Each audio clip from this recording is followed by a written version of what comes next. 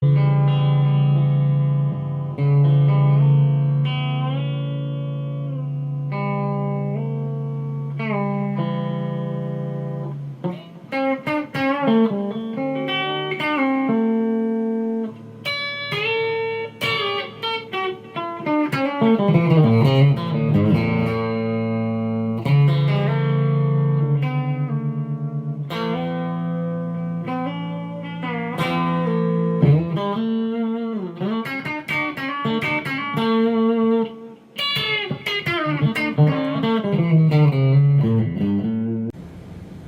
this telly's all set up and ready to go. I installed my new Certano Bender, and I gotta say I love this thing.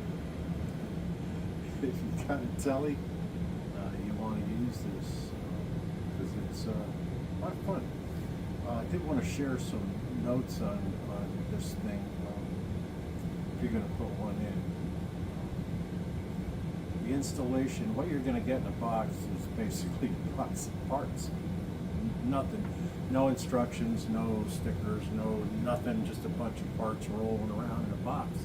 So you got to kind of put some of it together. It's pretty self-intuitive. You could figure it out pretty easily. But other than that, there are some modifications that I made. It was a trial and error, day by day, little things that I'm going to share with you now.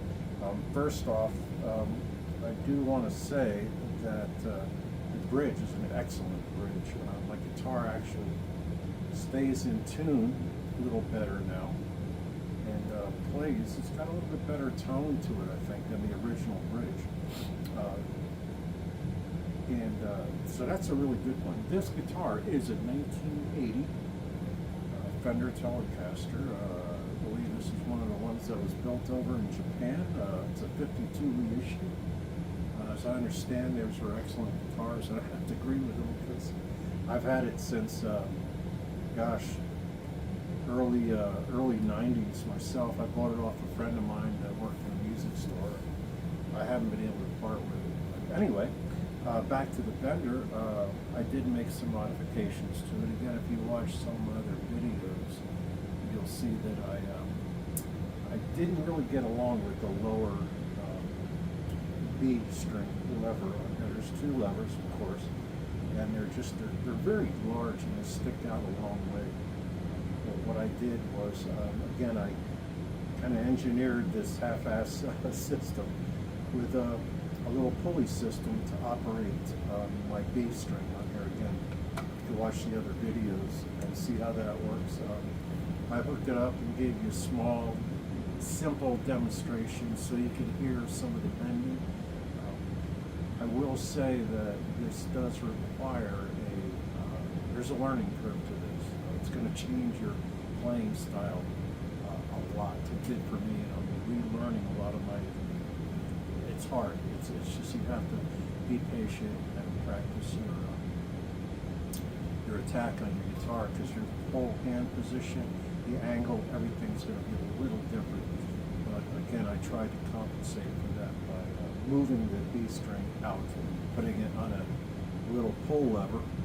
And the G lever, I actually, I like it way back, and I actually cut this down. What I did was I made a bunch of levers, different sizes. I would bolt them on to see, well, what works best for me. And I don't like anything protruding more than I need to. So this, I cut it down to this one about a ½ inch, and it works fine. It sits right where my playing. It took 3 or 4 days to figure out my hand was actually going to go, and I left it there, and that's where it is. And outside of that, it's pretty set up. It stays in tune excellent. It stays in tune better than it did before. So again, I like the bridge. I'm installing these saddles. And a reminder to people, you don't have to take this apart to adjust the intonation. There are slotted screws on the first 2 saddles, and with a regular flat blade screwdriver you can get in from the front. I would recommend loosening some of the tension on the strings before you adjust a little bit, because on one of mine, the high, the lower E string, I tried to adjust it, and the screw in there, the slot kind of spread out a little bit. Fortunately, I could adjust that one from the other side with the Phillips. But yeah, on these, there's slotted adjustments so you can adjust them.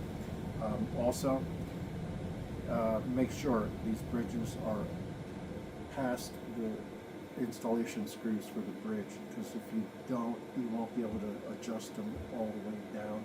And these saddles do sit a little higher than my old ones that on the bridge that were removed, and they were also brass saddles, but they were original brass saddles. But these are nice, and again, I'm using I did change the string to a 42 gauge string, a little heavier, and it's got some graft lube inside the slot, so it's quiet, it works easy. I don't know if I'm going to change that in the future. I might, with a more of a cable type hole, but outside of that, there's nothing else that I really need to do. There's a small video of it actually in action. I don't want to bore you with a half hour of doodling. I played some slower things that kind of show the bender a little bit for what it does. But anyway, I'm not there yet. It's going to take some practice for me to get back up to speed.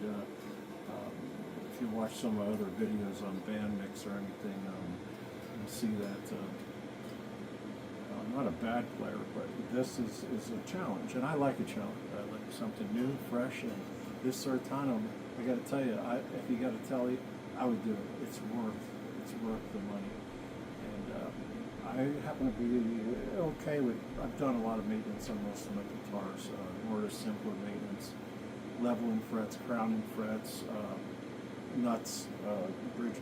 I don't get into the serious things. If you find you get one and you're having a hard time, take it to your luthier. He'd be glad to help you out. It's really not a bad install at all. But I was a little skeptical at first, but I gotta say it's a keeper. So you gotta tell me, get one of these Certanos. I think you'll enjoy it. You'll enjoy the challenge of learning something new. So have fun with it.